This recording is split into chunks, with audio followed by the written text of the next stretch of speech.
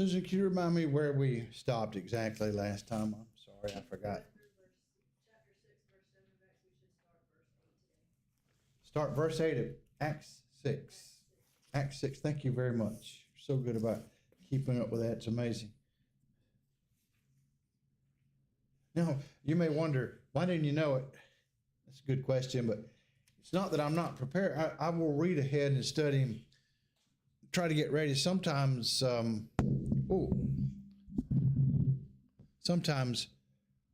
weeks in advance, and so I just forget where we stopped.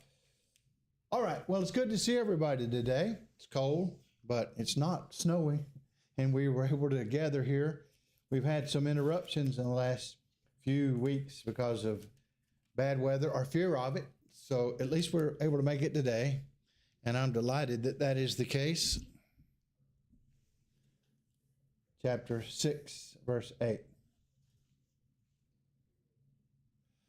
We have to give a little bit of background very briefly, if I may. Well, I may spend more time on one aspect of this background, verses 1 to 7, than we did last time. The background, of course, is that there were some Grecian widows who were neglected in the daily administration of the items that were needed for a living. At that time, since a number were in Jerusalem and had not made plans to be there for that long, but they obeyed the gospel, and so they stayed to hear more of the teachings of the apostles. They had to make special provision for them, so they had a collection of funds that everybody would take. We all remember that. We've studied that several times. And something happened, we don't know why, but there was neglect, and so those Jews who came from other lands where they spoke mostly Greek, and they were of the Greek culture called Hellenism, the Hellenists, the Hellenistic culture from Greece. They were being neglected, and the Holy Spirit told the entire congregation to select, in other words, to look out among themselves 7 men who would be full of wisdom and of the Holy Ghost and so forth.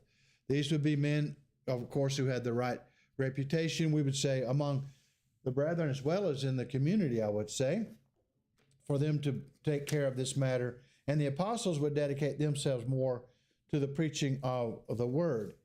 So we have the selection of these special servants. The word in the Greek that's translated servant very often in our Bibles, and there are other words, but one that's frequently used, minister or servant, is the word diakonos. And that sounds familiar to our ears because we speak English, and the word deacon is just transliterated basically with slight modifications right out of the Greek. Diakonos, deacon. So we speak of deacons, and what we need to understand is that in the original Greek in which the New Testament was written, that word just means a servant. So he's talking about a special class of servants. From time to time, though, a certain class of servants could be selected among all Christians. Now, all of us are to be servants. We're to serve the Lord in that way. The word, let me give a parallel to this idea. We have the word apostle, and the word apostle in English comes from the Greek word apostolos. And apostolos means, it comes from the apostello verb. Apostello means I send out on a mission. I send out with a purpose or on a mission or on a commission. So the word apostle just means one sent out on a mission. In one sense, we're apostles, but only in that broadest sense of being sent out on a mission. In the New Testament, there was a select group, men who were numbered 12 in the ministry of Jesus, who were handpicked by Jesus himself to be his special apostles, we could say with a capital letter A. So while others were sent out on a mission, they were especially selected to have authority in the early church to receive a greater measure of the Holy Spirit to enable them to work miracles and to receive revelations from God, from heaven, and to impart that information to others. Well, the same is true, and the parallel is here between diakonos, special deacons, and those who are servants in general. We could even look at the word elder. An elder is just an older person, right? A more experienced person. And every older person is an elder, right? And an older woman is an eldress, I guess you could say. But there are elders that are selected in the New Testament for a special service. So these are the elders. We all get that point. I think That's not really hard for us to grasp, although I have come across in my studies some confusion in this regard where that simple distinction is not made. People want to conflate the two things. Well, let's go back and look at the deacons here, those we call deacons. They were servants. Were these the deacons? Well, we're not sure if this is the moment when the so-called class of deacons was ordained for the church, but there's no reason to think not either, that it wasn't the case. And later on, when we have writings to, for example, to Timothy, the Lord through Paul gives instructions for how the deacons are to be selected, what their qualifications are, 1 Timothy 3, 8 to 13. So I wanted to speak a little bit more about deacons than I have, because several months back, we discussed the issue of the eldership, the elders, in the technical formal sense of elders, also known as the bishops. The word bishop just means overseer, superintendents, and each congregation, each local assembly like this one, when it's fully formed, mature, should select at least 2 or more of the elders, who are also called bishops, who are also called pastors. The words, all 3 words refer to the same class of leaders in that local assembly, local church. But at the same time, in Philippians 1:1, Paul writes to the church at Philippi, along with the bishops and deacons. So he singles out their 2 classes. We mentioned this last week briefly. And he shows that there was a distinction made in these classes of servants in the church. We want to look at, for a few minutes today, something about the qualifications of deacons. I guess this would shore up what I left undone a few months ago when we talked about the elders. I guess my comment could come, now or later, but it kind of strikes me that the practicality of these positions is always paramount. Whether or not this was the beginning, I mean, it was definitely you're part of what deacons do, and so you kind of see by example there is what that position entails, right? So it's not just okay, here's what deacons do, here's what elders do, here's what preachers do, whatever. It's always by it's like a teaching by example kind of a situation. And the other thing that strikes me is that these positions are always very practical. They're very much serve a Right. functional purpose. They're not just I'm the leader and I'm just gonna take control and I'm gonna sit back and do nothing and let everybody else do the work for me. These are always it's very sparse. There's not like this big leadership structure. It's very, very simple, very easy to understand, and very practical. Is kind of Right. Simple as compared to what would develop later in history. We've seen this many times. We just remind ourselves, men would change God's original plan. God's original plan was perfect, as given, obviously, came from God. And here's his original plan. We're studying about it and looking at qualifications of deacons and so on. And this was the message that was first given to the apostles, and then through them, the church learned about it, and we learned about it. And it was committed to writing, inspired writings. We have the books of the New Testament that deal with the qualifications and with the actual existence of the office of the deacons.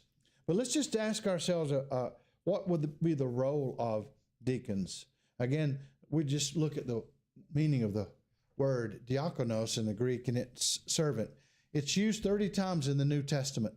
Now, in our English Bibles, or standard translations, it's translated 20 times as minister, 7 times as servant, and 3 times as deacons. Now, I'm especially thinking about the King James Version. And it's most likely it does arise right here, the office, in this account we have in Acts chapter 6. And their principal task at this moment in being selected, the greatest need for them was for them to serve tables, to serve the poor Grecian widows who were being neglected in the daily administration of the food items they all needed, and allowing the apostles then to concentrate more on praying and preaching. So obviously the word deacon suggests a servant, and it suggests service is to be rendered. And while we're thinking about it, I guess we ought to disabuse ourselves of a few common misconceptions about deacons. Some have thought they're just junior elders. In other words, these are elders in waiting. So the idea is that you have the elders, those are the men who have the greatest say-so in a congregation, the ones who make decisions about when gospel meetings will occur, who will speak, the time of the services, who will pay for the electrician to fix the broken electrical system, things of that nature. And we think the deacons are serving there under them and they are about to move into the higher role. Well, often they can, if they are qualified, when they have enough experience under their belt. And if they have proven themselves well as good deacons, it's a logical choice, all other things being equal, if they meet the qualifications, to consider them for serving as an elder. But they're not junior elders. I've heard it in some of our prayers that we would say, Lord, please bless our elders and deacons and the decisions that they make. And the concept there seems to reflect the idea that the elders and the deacons make all the decisions for the church, when actually such decisions, and we're not talking about doctrinal questions, all those have been made by heaven already, and they're steadfast, they're set in concrete. We're just talking about day-to-day, housekeeping decisions. Well, those are to be made by the elders. So they're not really decision makers in that ultimate sense.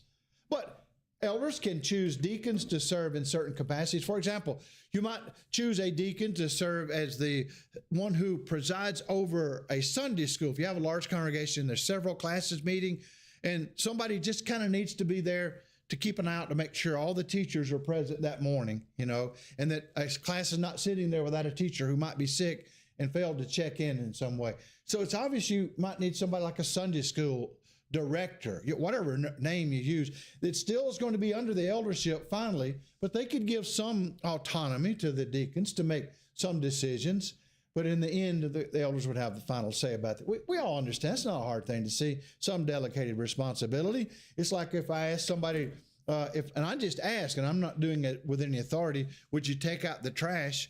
I don't micromanage and say, no, you're carrying the bag in the wrong way. You're going the wrong direction. You need to go around that way to the garbage can and not this. Well, I mean, that's a caricature, but there are people like that in this world. You do give some decision-making capacity to the ones who serve in that role, do you not? So it's not just the minor league team for the eldership. And another thing we also should keep in mind, although we start out here with the question of taking care of these widows in Acts 6, assuming this was why deacons were needed here, this is not really their exclusive role. Based on the qualifications, we'll look at those in a moment, some of them. And based on other descriptions we have of the work of these men who are selected here, even in Acts chapter 6 and 7, for example, we infer they did more than simply housekeeping duties. They were involved also in evangelistic work. So they helped the poor, they served tables, and they, in a sense, you could just say, generally expedited the work of the eldership as the elders asked them to do it.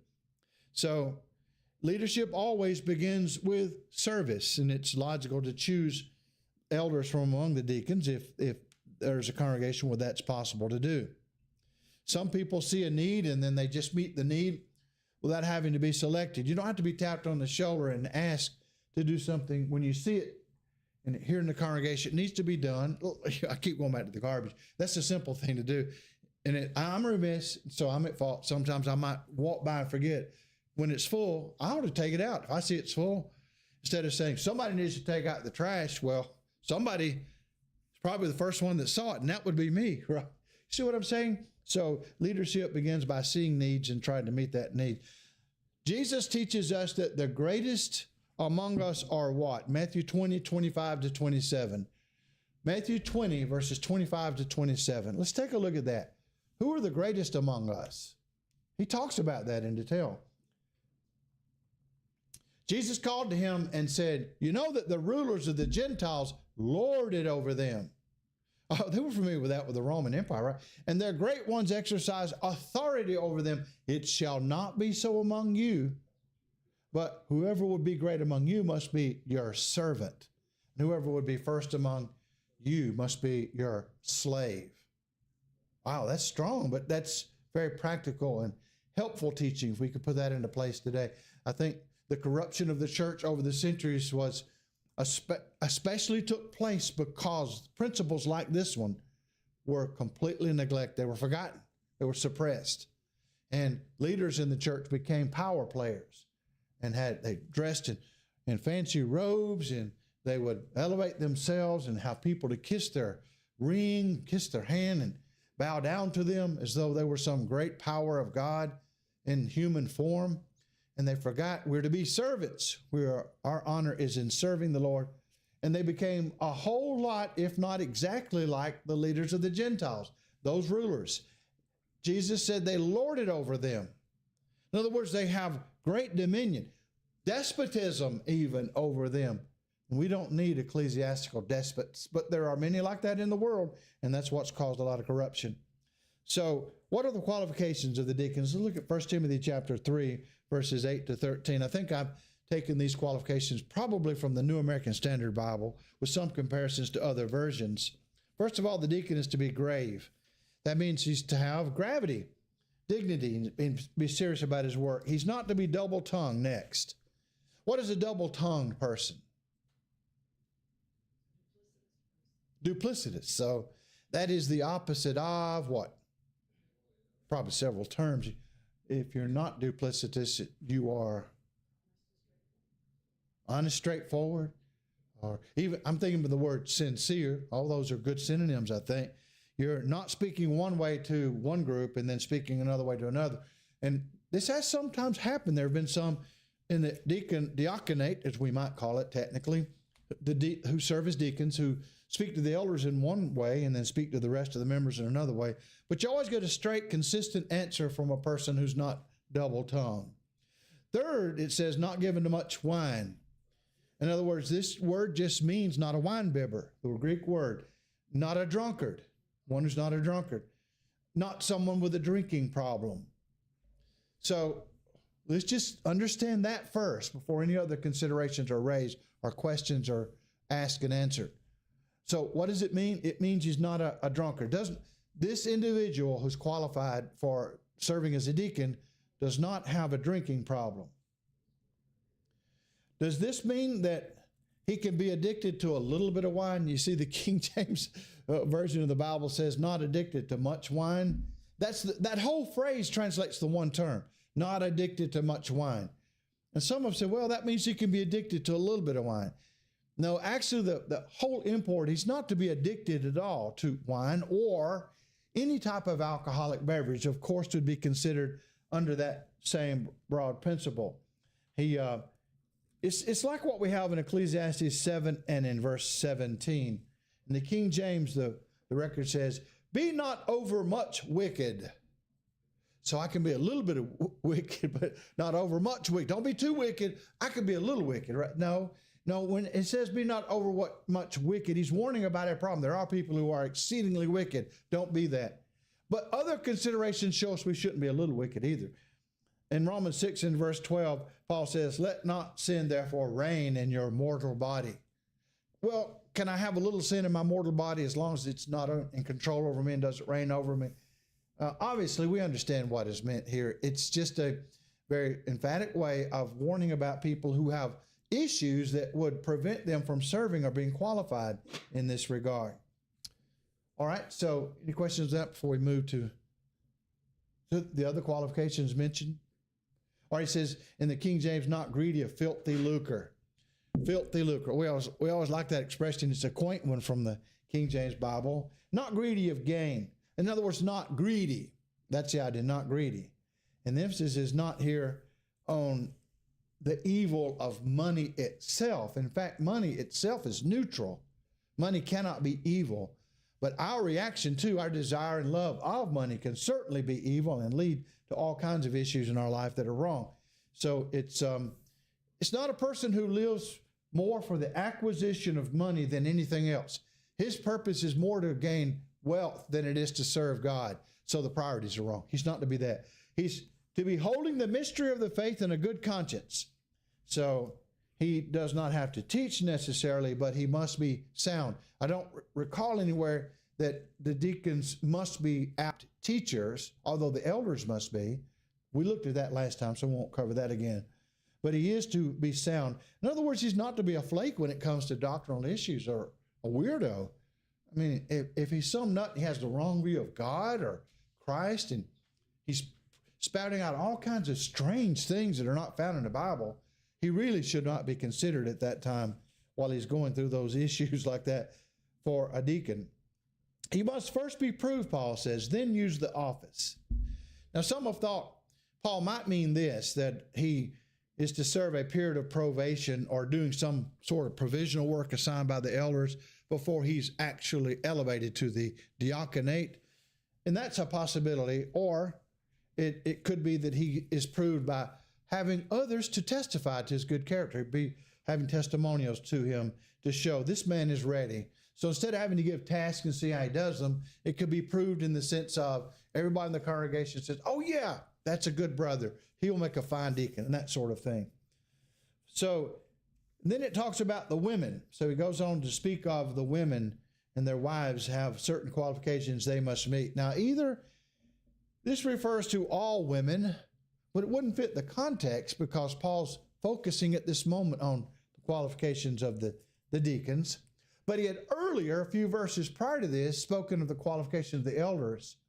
So it's possible that he's talking about the elders' wives and the deacons' wives, just lumping them all together. So that these qualifications for the wives, even so that must their wives be grave, not slender, sober, faithful in all things. Or it could be talking about the wives of the deacons only. That's the third possibility. Or it could be talking about a whole nother group we haven't even brought up in our discussion yet. And that is the idea that there would be a so-called group of deaconesses or female servants in the church. Now, I take it myself to be most likely a reference to the deacons' wives, since it's closest in the context. It's the wives of the deacons. And secondarily, the second option, which seems to me it would fit as well, would be certainly it should be.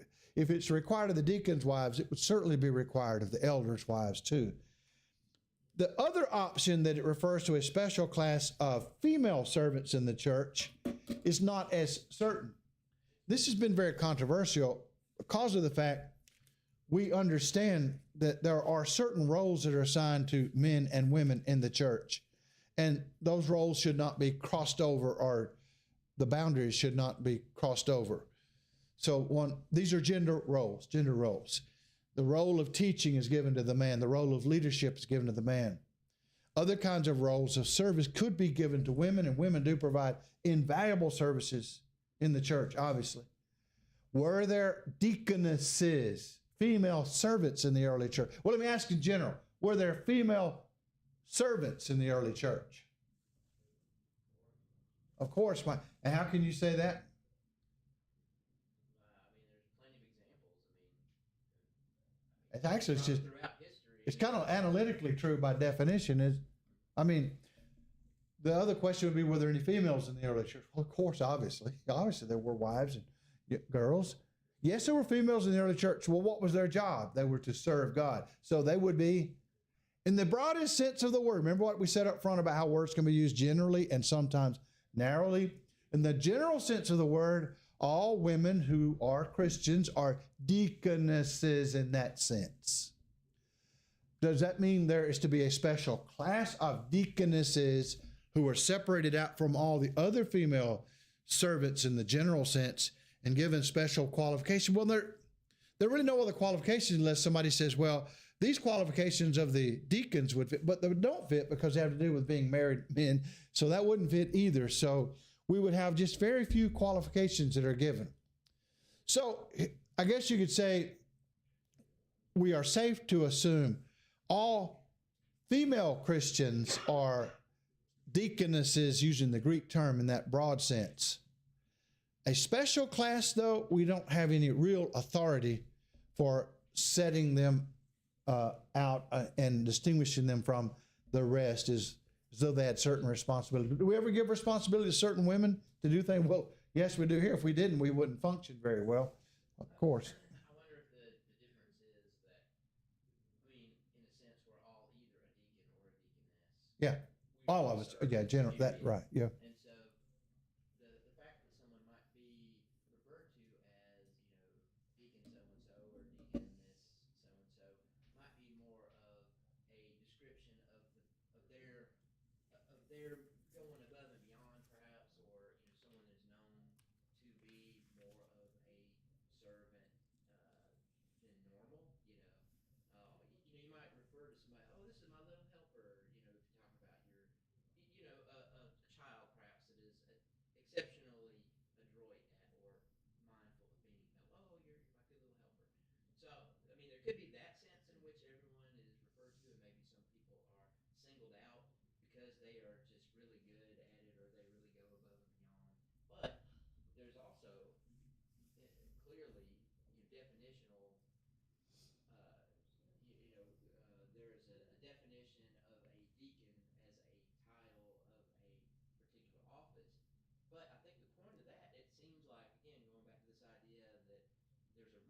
for doing this.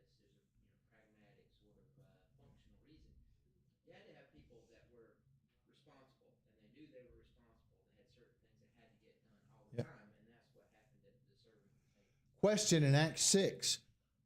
Were not all the Christians responsible for these Christian widows in a sense? Wasn't it everybody's business in a sense, and they should all have been servants to take care of them? That's true, but the apostles did not leave it to the whole church and say, now the rest of you, make sure these widows are not neglected anymore. It's the old proverb, everybody's business is nobody's business, right? Everybody, if two men keep a boat, if two men maintain a boat, it will leak. If two men feed a horse, he will go skinny, he will grow skinny. And we all know what that old Chinese proverb, prior to the days of the communists, they don't have any sense, but we're talking about the smart Chinese years ago. And what is everybody's business is nobody's business. So certain men had to be selected as the deacons, you could say, special class of deacons as compared to everybody else. So I would say that they are to be the wives of the deacons most likely. But then if this is not referring to a special class of deaconesses who are separated out from the rest of the women and given a special office or function, do we ever have a special class of female servants in the early church? It appears there might have been something like that going on at Ephesus if we go to 1 Timothy chapter 5. And I'll say this because we don't know all the details. We're reading between the lines in this sense. Because let's just start at verse 9 of 1 Timothy 5, where Paul's talking about widows. Well, he actually started that earlier in the first of the chapter in 1 Timothy 5. He talks about honor widows, verse 3, who are truly widows. But what he means is, what he means by truly widows, it doesn't just mean their husbands are really dead. He means they're truly widows in that they are needy because there is no one to provide for them. What if they have a grandson? Well, he ought to provide for them. That's the point here. Let's just read that part. Let's just not forget about it. Start in verse 1. Do not rebuke an older man, but encourage him as you would a father. Younger men as brothers, older women as mothers, younger women as sisters in all purity. So there's a lot to be said about that. Now, verse 3. Honor widows who are truly widows. But if a widow has children or grandchildren, let them go and apply for food stamps and get. Is that what he says? No. He says, let them first learn to show godliness to their own household and to make some return to their parents, for this is pleasing in the sight of God. What? To make some return to your parents. Return? What did my parents ever give me? Rhonda, you looked at me like, that's a dumb question. That's pretty up. And you're right.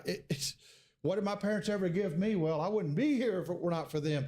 So the least I could do is if my Grecian mother, she's a Grecian Jew, and she's hungry, and I have the capacity to help her, I ought not say, well, that's everybody else's business. It's my business. My business. What if she doesn't have any relatives? That's the point, any close relatives. What if there's no one? Well, then, in that case, something will have to be done by the congregation as a whole. But the first point is you find if there's anybody who's kin and responsible, he's to be the one to do it, right? Is that not the point here in verse 4? A very emphatic one. Now look at verse 5. She who is truly a widow left all alone, that's what we mean, no kids or grandkids, has set her hope on God and continues in supplications and prayers night and day. Now here's an ideal description of a worthy widow woman, is it not? Her hope is not on getting rich later somehow, winning the lottery. Her hope is on God. So she continues in supplications. That means earnest petitions in prayer, asking God for help, and prayers night and day. But she who is self-indulgent is dead even while she lives.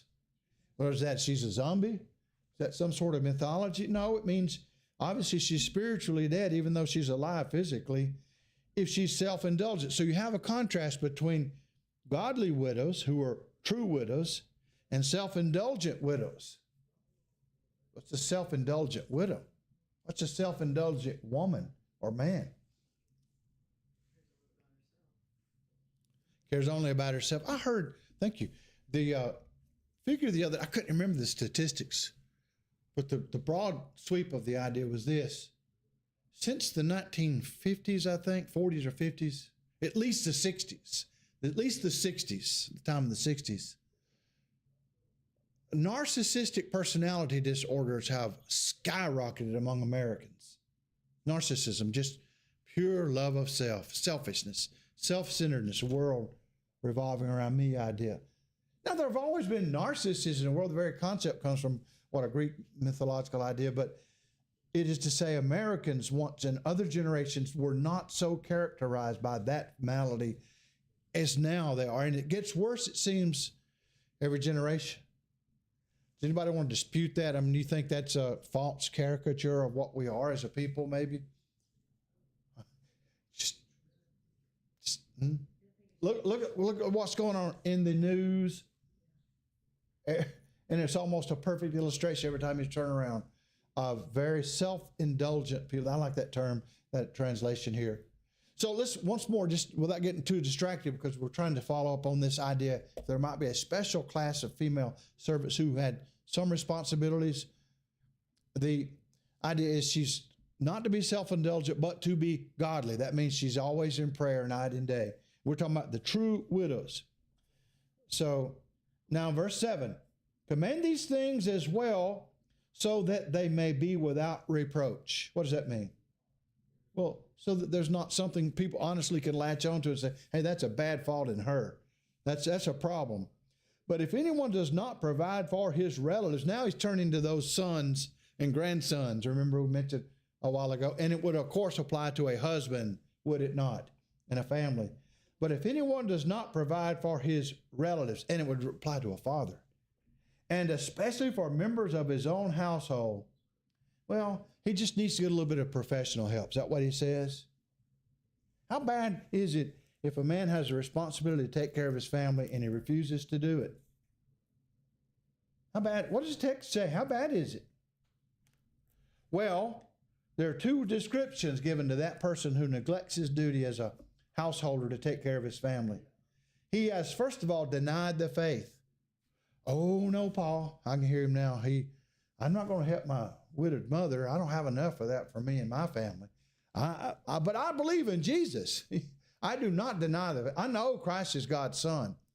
Well, how could Paul say then so strongly, you've denied the faith because you haven't done what? Well, he doesn't mention any other sins. He's not saying he's an adulterer or a murderer. He just says you neglect taking care of your family. That means you've denied the faith. Well, how bad is that? Well, it's okay because once I'm saved, I'm always saved, right? Some people think, I might have denied the faith, but at least I got saved when I was young. But wait a minute, he says, and is, present tense, is worse than an unbeliever. What's an unbeliever?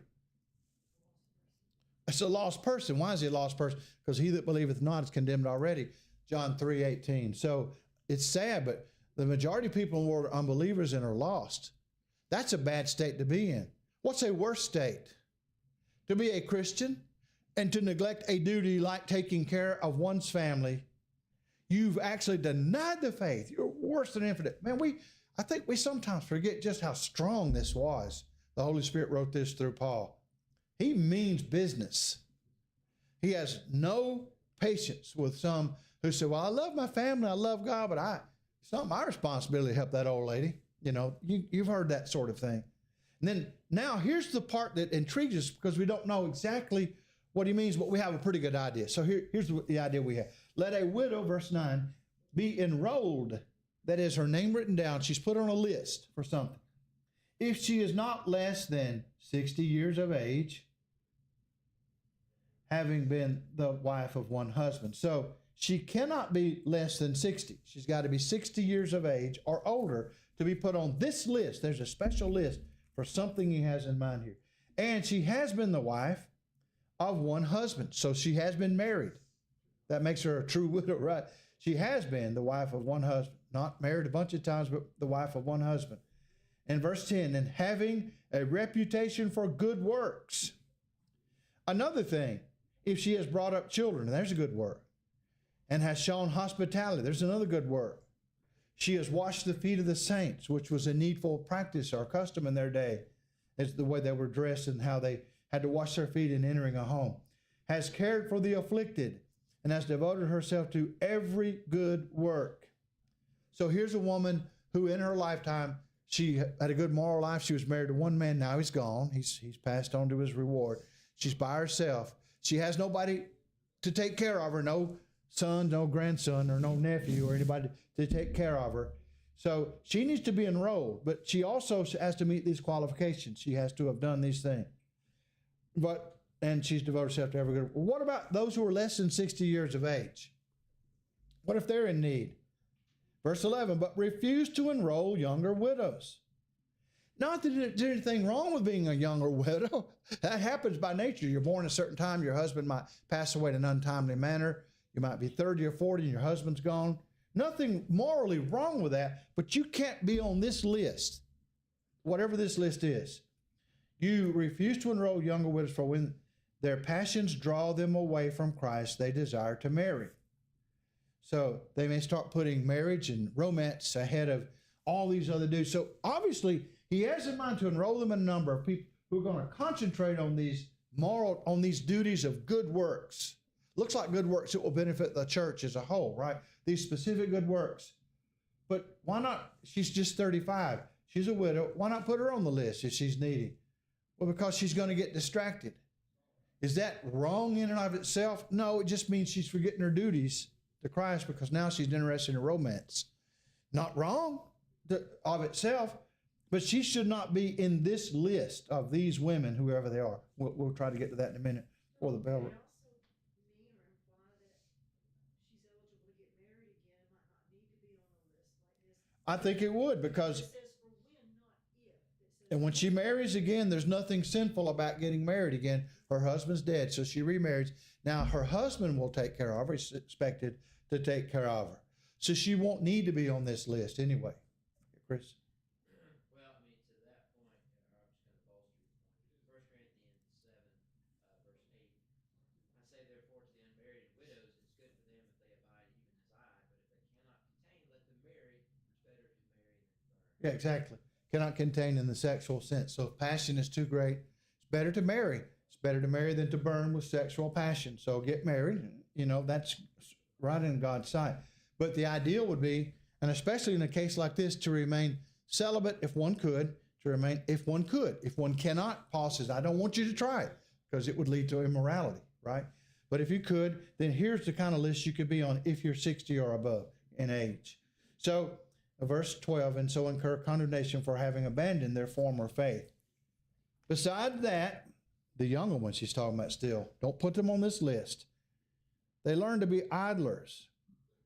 I'm going to stop here and conjecture. The list is something like, it appears, some sort of a assisted living center, not necessarily that formal, something like an assisted living center for widowed Christian women. And if the younger ones are in there, the problem is going to be this. Instead of concentrating on the prayers and so on, they should be, they are going to be idlers. They're going to go from house to house. They won't stay in their apartment. They won't stay at home. They're going to go from house to house.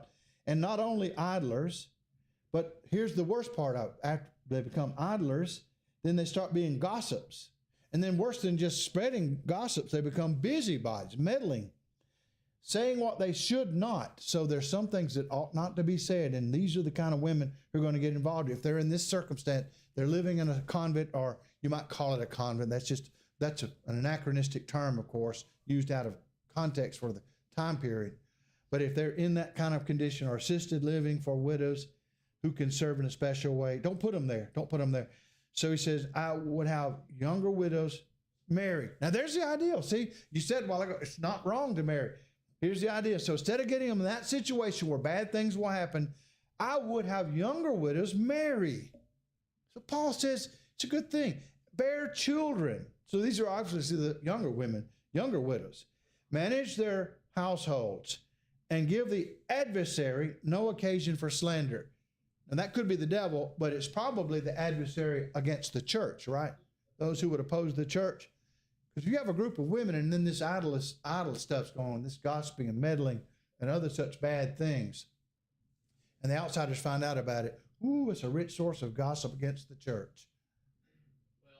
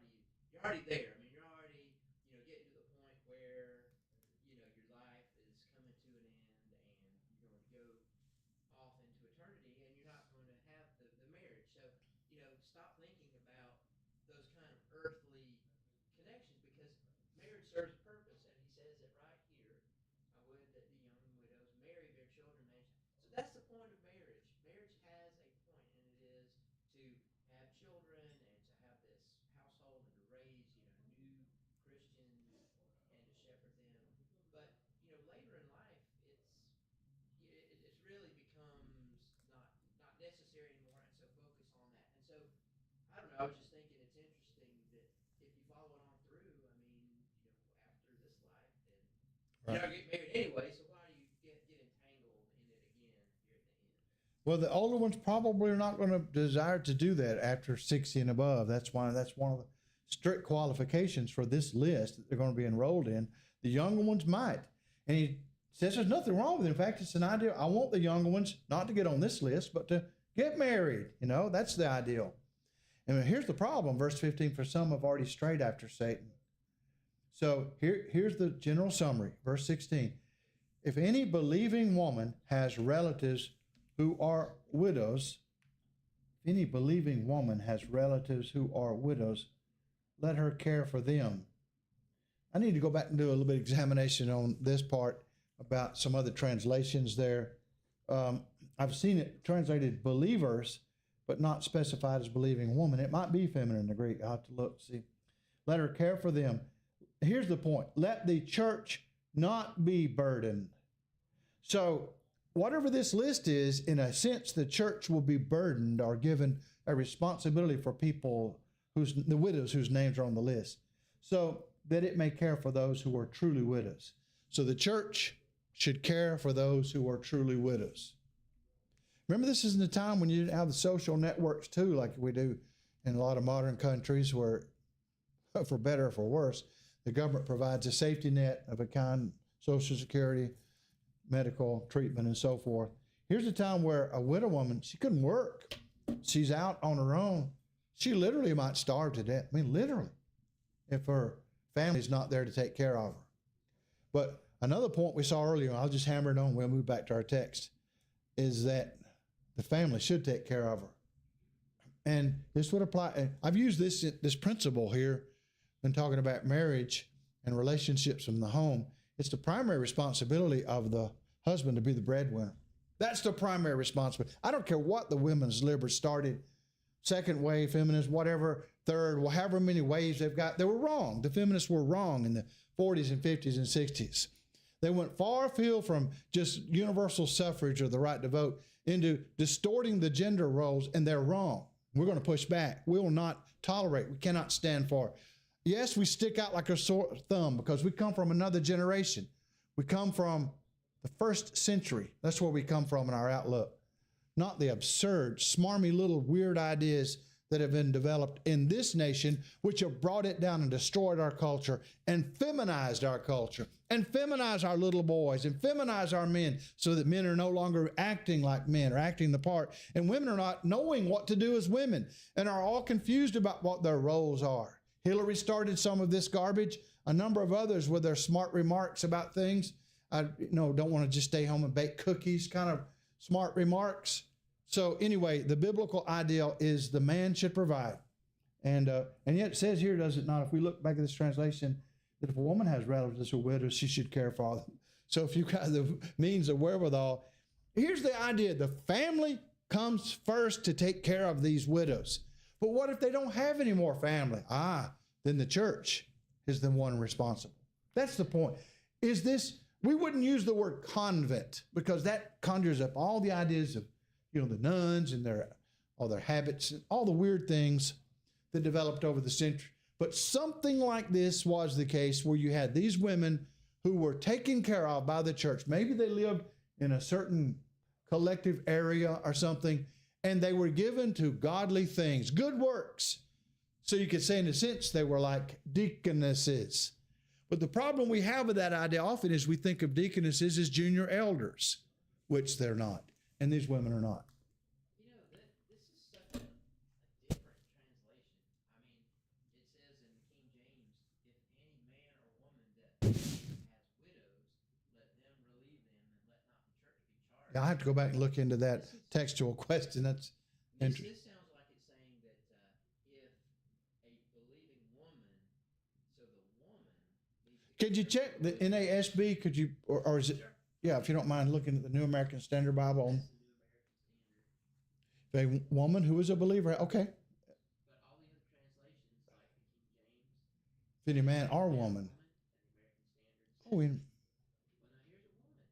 Yeah. Yeah, The American Standard Version. That's usually pretty accurate. So the New King James, it says believing man or woman. So it's just the two. It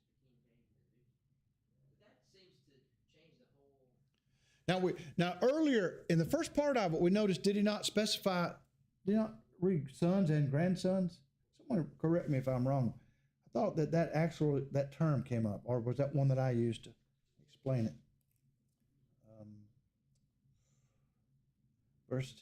Verse 3, they are truly widows. She has, if a widow has children or grandchildren, let them learn to show God. Okay, so children or grandchildren. And those children or grandchildren, I often assume they're men, but they could be women as well, right? Women, children, grandchildren, and they should take care of their widows. But what if there are not any? Well, then that's what we looked at a while ago. There should be a special role. We don't have the wherewithal here at this particular time in our history to set up something like that. Would it be good to keep it in mind? Again, we live in a society where the government has taken on responsibility for good or ill. It may not always be the best, but they have the responsibility to take care of kind of a safety net for the widows. But in that day when there wasn't that, you don't let your widows die of starvation or die out in the cold. Take care of them. However they did that, I guess it was left to their discretion, whether they had one building or one house they put them in.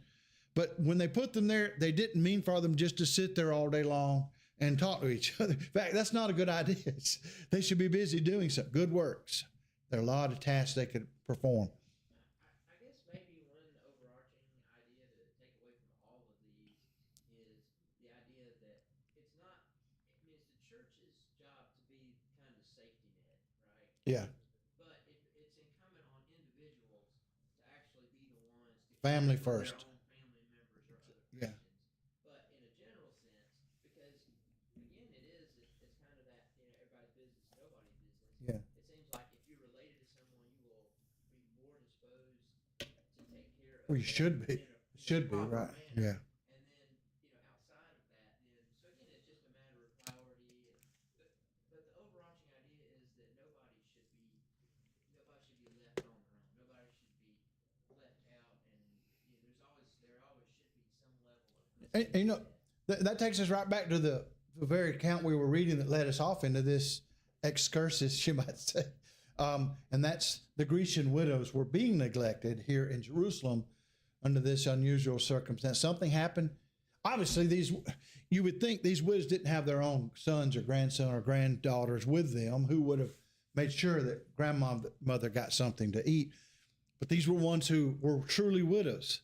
So the church is to be responsible. It looks like this statement in 1 Timothy 5, these qualifications, if you want to call them that, kind of hark back to what we're reading about here in Acts chapter 6. So let's go back down to verse 7. Once more, we look at this summary statement. And the word of God in Acts 6, verse 7, and the word of God continued to increase, and the number of the disciples multiplied greatly in Jerusalem, and a great many of the priests became obedient to the faith.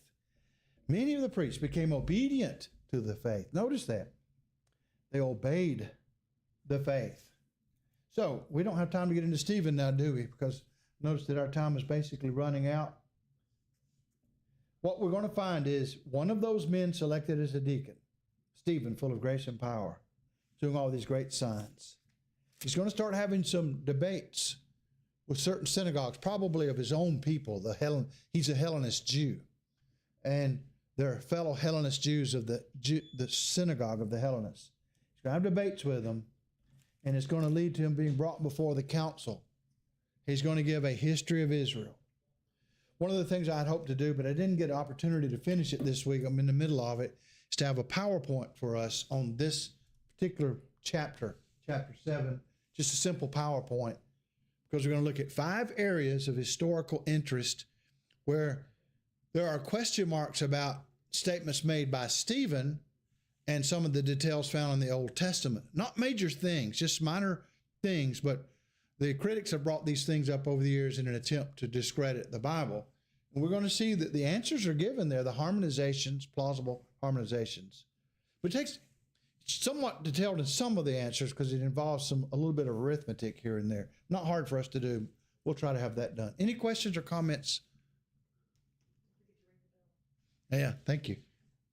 I did think about it a moment ago, but I